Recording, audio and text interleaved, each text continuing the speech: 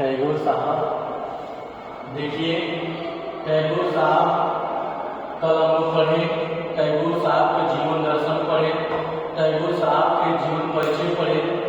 देखिए टैगोर साहब अपने धनाढ्य परिवार के थे, एक अच्छे संस्कार वाले परिवार से थे, एक राष्ट्र प्रेम वाले परिवार से थे। उनके परिवार की परछाई उन पर पड़ी थी। रविन्द्रनाथ टैगोर साहब के अंदर देश के लिए बड़ी अच्छी भावना थी। वे चाहते थे कि हमारा देश सुदृढ़ हो, हमारा देश अच्छा बने। तो उनके शिक्षा का अर्थ, किसके शिक्षा का अर्थ? रविन्द्रनाथ टैगोर साहब की शिक्षा का क्या अर्थ था? वे किस तरह की शिक्षा चाहते थे हम लोगों से? कौन?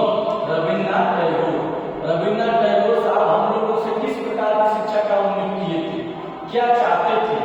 देखिए उनका कहना था कि the highest education is that which makes our life in harmony with all existence। उनका कहना था कि सर्वोत्तम, द हाईएस्ट एजुकेशन, सर्वोत्तम शिक्षा वही शिक्षा है, सर्वोत्तम शिक्षा वही शिक्षा है जो, सर्वोत्तम शिक्षा वही शिक्षा है जो सभी सृष्टि में जो भी है, सभी सृष्टि में सामंजस्य स्थापित करे, संबंध स्थापित करे, वही एक सर्वोत्तम क्या है? शिक्षा है। सर्वोच्च शिक्षा वही शिक्षा है जो, सर्वोच्च शिक्षा वही शिक्षा है जो सभी सृष्टि में क्या करे? सामंजस्य स्थापित करे, वही क्या है? शिक्षा है। किसका कहना है? टैगोर साहब। टैगोर साहब का कहना है कि सर्वोत्तम या सर्वोच्च शिक्षा वही शिक्षा है जो इन सभी सृष्टि में, सभी अवस्था में एक अच्छा सामंजस्य स्थापित कराए, वही क्या है? शिक्षा है। किसका कहना है? टैगोर साहब का।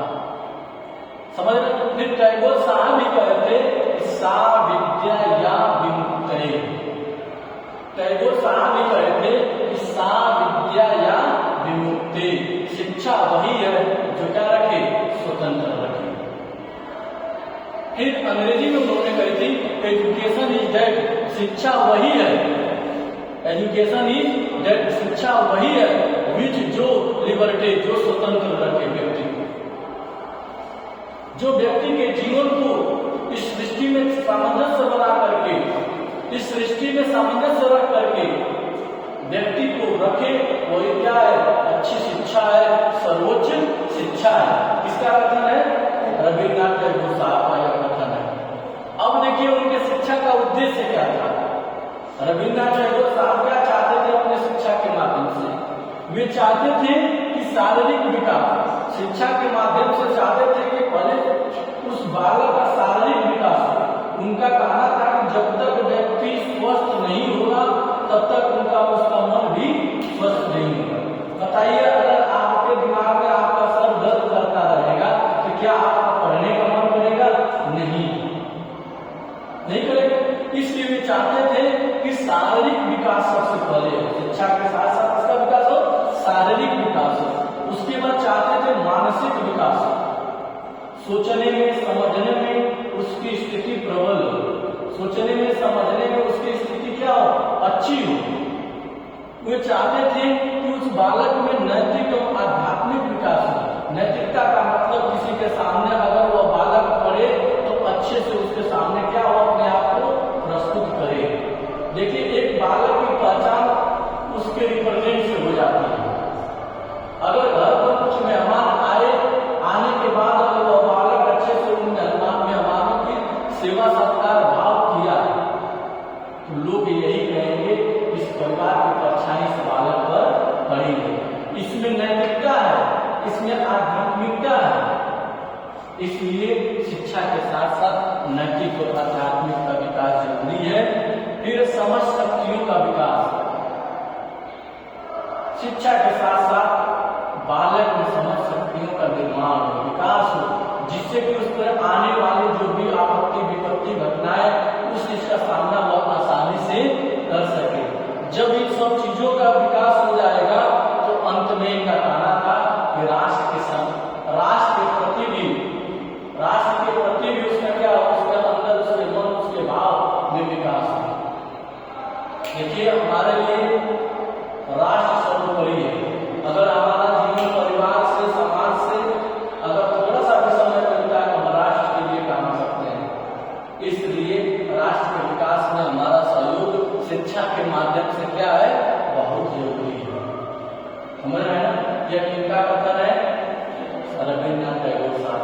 क्योंकि रविन्द्रनाथ टैगोर साहब हमारे समाज में फैली भ्रांतियां, फैली ऊंच नीच की भावना वो नहीं चाहते थे। वो चाहते थे कि सारी चीजें क्या हो, समाप्त हो। ये इसी व्यवस्था को देख करके रविन्द्रनाथ टैगोर साहब ने एक शिक्षा निकेतन की स्थापना की। वे जानते थे कि जब तक हम नहीं आवाज उठाएंगे, जब तक कार्य नहीं करेंगे, तब तक यह असमानताएं नहीं समानता तो दूर हो सकती है। इसलिए उन्होंने भी समानता लाने के लिए, अस्पृश्यता को भगाने के लिए, खाइयों को बांटने के लिए रविन्द्रनाथ टैगोर साहब ने भी भारत देश में शिक्षा से लेकर के, समाज से लेकर के हर एक क्षेत्र में उन्होंने योगदान दिया है। इसी कारण से रविन्द्रनाथ टैगोर साहब को सन 1913 में, 1915 में सर, है ना, इसी कारण से रविन्द्रनाथ टैगोर साहब को 1915 में तत्कालीन सरकार जो ब्रिटिश की थी, जो भारत जो थी, उनको सर नाम की उपाधि से सम्मानित की। और 1913 में रविन्द्रनाथ टैगोर साहब को नोबेल पुरस्कार से पुरस्कृत किया गया था। इसके लिए गीतांजलि की। ठीक है, धन्यवाद।